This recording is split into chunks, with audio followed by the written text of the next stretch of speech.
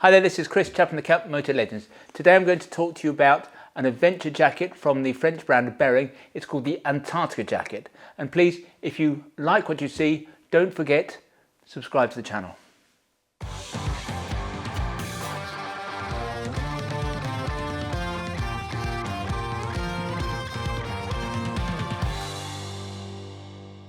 A lot of people think that here at Motor Legends we are all about laminated gear, and they may have come to that conclusion because we sell lots of Klim, Stadler and obviously Rucker. Well, we do recognise the benefits of laminated gear, and we're more than happy to explain the benefits that laminated membranes can bring. And yes, there are motorcyclists for whom laminated is not just the best option, but in some ways the only option. But that doesn't mean that we think that laminated is best for everybody. Quite the contrary. For 90% of motorcyclists, we think that a drop liner outfit is going to be a more appropriate and therefore a better solution. The problem is that in certain circumstances, a laminated jacket, a laminated pant will work better, but many motorcyclists just can't get past the word better. They fail to take into account the caveat in certain circumstances. All they hear is better, and so they decide that laminated is what they need. It's a bit like trying to convince a motorcyclist that a 100 horsepower bike is going to be better for them than a 150 horsepower bike. And I quite like this analogy because truthfully, for most people, the lower powered bike will probably be better. But most motorcyclists, of course, will want the extra power, even though they will rarely use it and often are not going to be equipped to handle it. All these guys here is bigger, better, faster, more powerful. So they convince themselves that they have to have the bigger bike. And so it is with laminated gear. Now, laminated gear is better for you if you find yourself in a situation where you are riding for 4 or more hours in the rain. But honestly, when did you last find yourself in that kind of circumstance? Most of us are not in that position very often.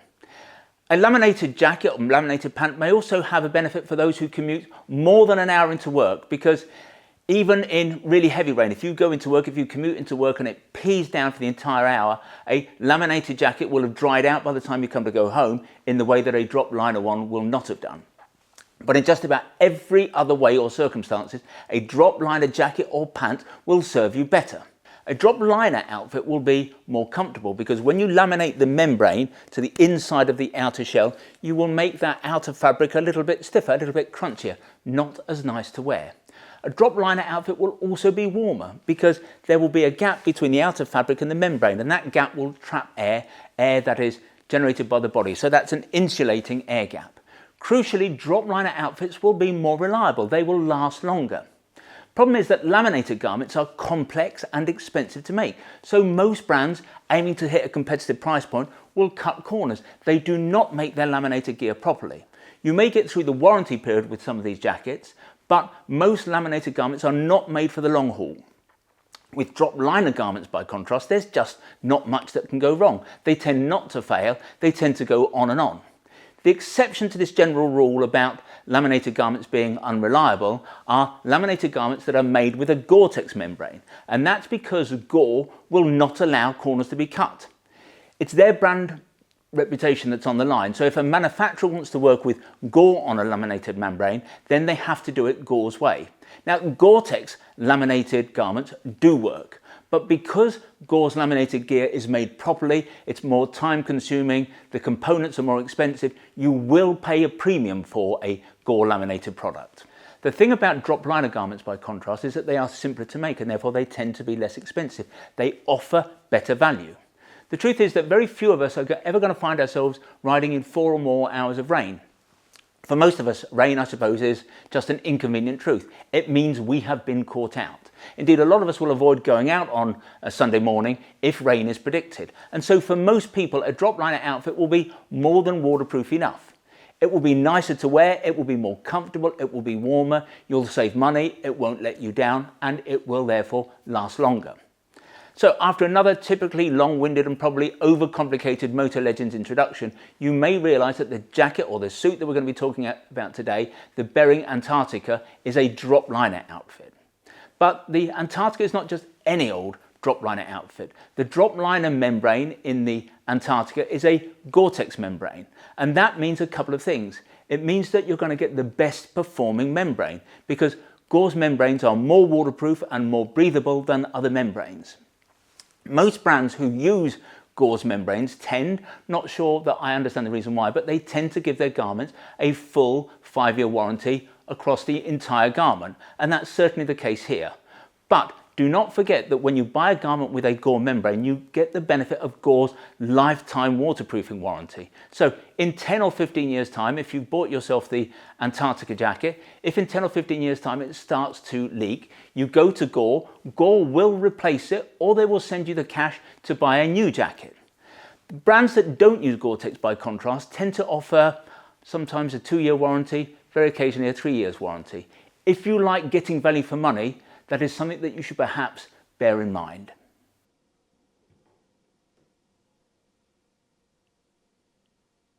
The Bering Antarctica jacket has been designed very much in the adventure aesthetic. And what that means is that in this instance we see a mix of different tones of grey across the jacket. Apparently grey is the most popular colour across the entire Klim range. Jacket sits a little bit longer, as you would expect from an adventure jacket. You get these large lower flap pockets, again another indicator of an adventure jacket. Here above the left-hand flap pocket you've got a ticket pocket. There's another one here on the left sleeve. There's a large map pocket on the back of the jacket. There's a strap, a cinching strap on the waist, and that's useful. We think it's important on any longer jacket, so pretty much on any adventure jacket. And what it means is that if you're wearing layers in the winter, you can loosen the jacket, you can let it out a little bit. In the summer, when you're not wearing much underneath the jacket, you can cinch it in, stop the jacket from flapping. The strap can also be adjusted higher or lower, which I think is a neat arrangement. It means that you can tighten it in exactly the right place for you. You get nicely positioned vents at the side of the chest here. Now, I think these are very well positioned, because if you have vents here in the center of the chest on a jacket, if you're riding something like a big DOS or indeed any bike with a screen, not much air is going to get in those. So having these vents at the side here I think is pretty useful. You get these vents here on the forearms. When you take the zip from the top and lower it down, they act as vents rather. You also get exhaust vents on the back of the jacket. Now, we do like this popper arrangement on the vents, and I'm not sure that I've seen this many other places. And what these poppers do, it forces the vents open so that when you're riding along, air is easily going to get into those vents and move around the jacket. There are gusset zips here at the side of the jacket. Again, important on a longer jacket, because if you sit down on the bike and you're wearing a longer jacket, if it's too tight on the hips, it's going to put pressure on the jacket. It could put pressure on the main zip. But when you've got a little zip here, a gusset zip, it allows the jacket to splay a little bit. You've got an adjustable system at the neck that's going to enable you to make it tighter or looser, much better than just a piece of Velcro. There are poppered straps on the biceps here to enable you to reduce or increase the volume in the sleeves.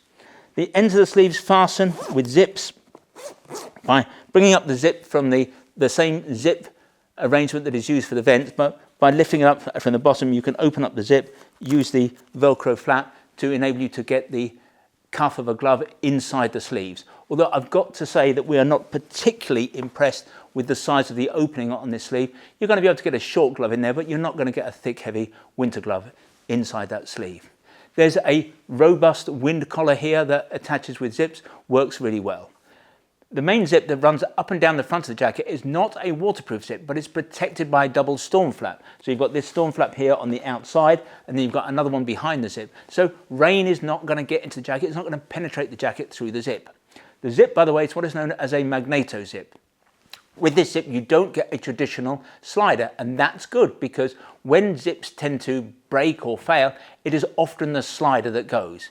Instead, with this zip, the two halves where the slider would normally go, they fasten magnetically. Now, it takes a little bit of time to get used to the mechanism, but once you have done, it's quick and it's easy to use. And I think there's another advantage. If you've got a bit of a tummy and you find it difficult to look at the bottom of the zip and you have problem finding the two halves, with this zip, what you do, you just offer the two bits together, the magnets bring them together. So ultimately, I think the magneto zip is easier to use. The storm flap here up the front of the jacket also fastens with magnets. But what I have to say is that's not recommended if you wear a pacemaker. Now, for thermal protection, you get a pull-out destination jacket that almost, but not quite, passes for a down jacket. The jacket is filled with a hollow form fibre of some description, so it will keep you warmish on the bike, it will keep you warmish when you're on the street, but don't get too excited by it. This jacket is no Klim Maverick, it's not full of 80% duck down 80% goose down. For protection, there's no back protector with this jacket. That comes as an extra. It'll take a D3O back protector, but you do get level 1 armour in the shoulders and in the elbows. The jacket is rated single A under EN 17092. Jacket also interestingly passes the high visibility standard EN 13795, and apparently that's a bit of a thing for Bering. And you can see here this branding, these silver panels here, they're all highly reflective panels. Don't know quite why it's so important, but Bering are very excited by it. The good thing, however, about buying the jacket in this colour, which is greys and silvers anyway, is that these bands don't show up too much. On some of the other colours of this jacket, I think it ends up being a little bit garish, but on the grey jacket here, I think it's quite a subtle effect. Finally, the jacket will connect to a pants through a zip. What I have to say though, is probably on a jacket of this length, attaching the jacket to the pant is perhaps a little bit less important.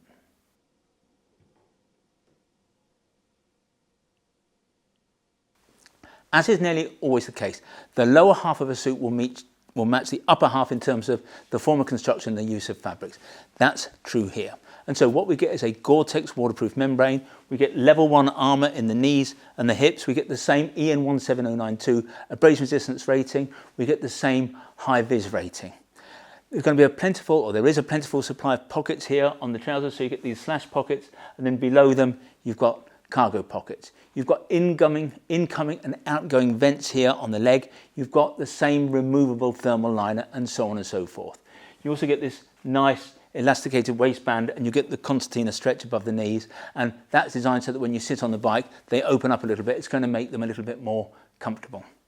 All too often these days we find that the pant that goes with an adventure jacket is not wide enough to go over an adventure boot, and that in our view is a mistake, because if you've got an adventure jacket, you've bought an adventure bike, you may want to buy or wear a larger boot with buckles on. Sometimes we find that the pants will not even go over something as simple as a touring boot. I don't think that's a major problem with the Bering Antarctica pants. The lower part of the leg, you've got zips there, quite a long zip. I think they are reasonably wide. They're certainly going to go over a touring boot. They may not go over the very widest off-road boot. But you can then cinch by pulling the zip down and cinching the Velcro straps at the bottom, you can tighten the bottom of the leg around the boots. But I think there is still a problem with the Antarctica pant, as there is with every single pant that Bering makes. They come in just one leg length, and that's not enough, because it's going to count out 50% of the population. The pants, in fairness, I don't know if it's in fairness, but in fairness, they have a facility for folding the hem. You can tuck the hem in, and there's Velcro straps, so you can shorten the leg. But what that doesn't take into consideration, I think it's a little bit Heath Robinson, but what it doesn't take into consideration is that when you have a shorter leg in the trouser, the armour has to move up. And if you fold the legs up, the armour's going to be in the same position. So in our view, that doesn't work. And that's why, of course, most brands, if they're producing a technical trouser, they will produce multiple leg lengths, at least 2, sometimes 3. This suit, the Bering Antarctica suit, was presented to us one evening here in the shop by a delegation that had come from Bering. They'd come over from France to meet with the distributor. They talked us through the entire 2024 collection. And when we'd finished, we said to them, we love your jackets, but why are you not taking your trousers more seriously? Why are they all coming in just one leg length? That's simple, was the retort. In France, everybody wears jeans. Nobody wears the technical pant. And I suppose it was a fair point. And of course, it's a trend that we're seeing here in the UK too. The issue is that when you get to your destination, wherever that is, you can take off your heavy and cumbersome motorcycle jacket, but you can't take off your heavy and cumbersome motorcycle pants. And because motorcycle pants are not conducive really to walking around in, people are increasingly matching a technical jacket with a pair of protective jeans. Frankly, that makes a lot of sense to us. Certainly it's the way I ride, it's the way a lot of us here at Motor Legends ride. We think the Antarctica jacket is a terrific jacket, but I think our inclination would be to wear it over a pair of Roker jeans. Most of the time this will make for a perfect pairing. If it rains, you just put on a pair of Scott leggings.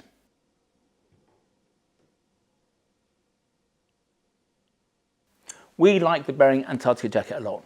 We still miss the Veen drop liner jacket from Hal Varson's, but this jacket potentially has everything the Veen had and a lot more.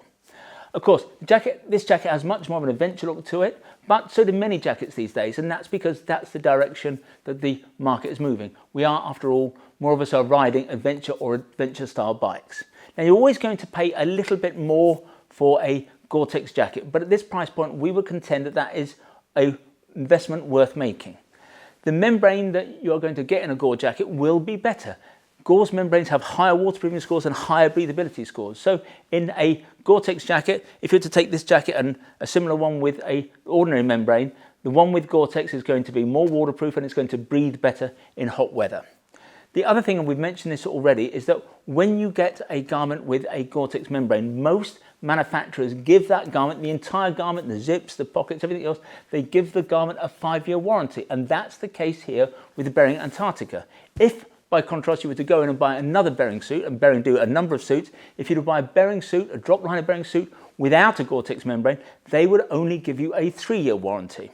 The other thing that you have to take into account in this kind of equation is that with a Gore-Tex membrane, you get the benefit of Gore's lifetime waterproofing warranty. So if this jacket leaks in 10, 15, 20 years time, Gore will sort that out for you. And that has to be taken into consideration. Some people say that they still only want a laminated suit because they believe they're better. But the truth is that most of us are going to be better off with a drop liner outfit. That's just the bottom line. That's the rational truth of it. In terms of cost, this jacket costs £600, the pants £500, so that's £1,100 a total. At this kind of price point, you might also consider the Rucker Comfort. The Comfort jacket is £780, £750, and I think the pant is £580. So the difference is about £230.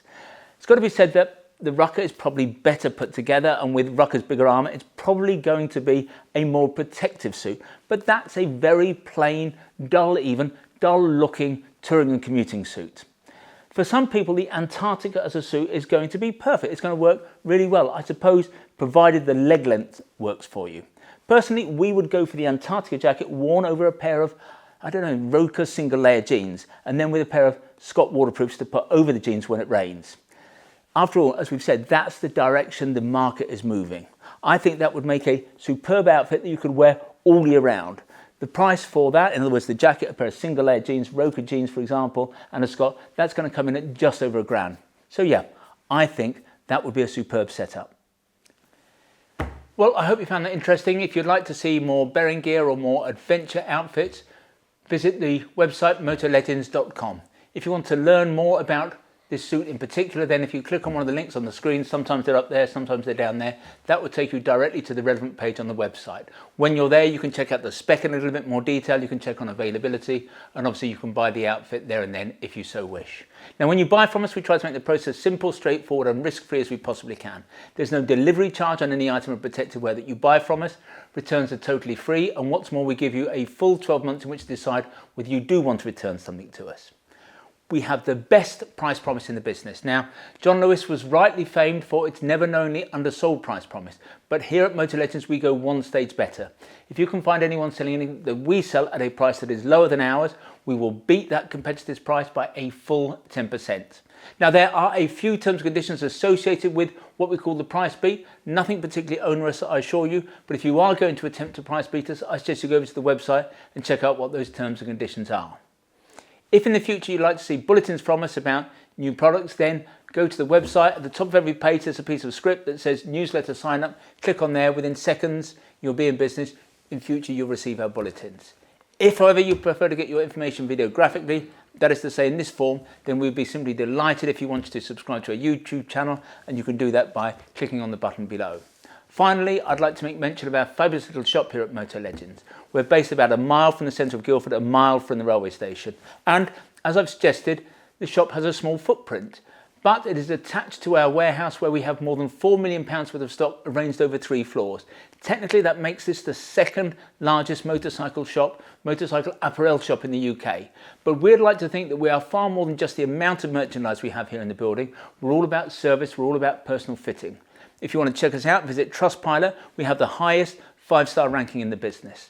And when you come to see us, we'll serve you only the finest Italian illy coffee, or we'll serve you proper Yorkshire tea in a proper teapot. And who knows, if you're lucky, you might even get to sample one of our delicious motorcycle-shaped shortbread biscuits. Anyway, this has been Chris. I hope to talk to you again soon.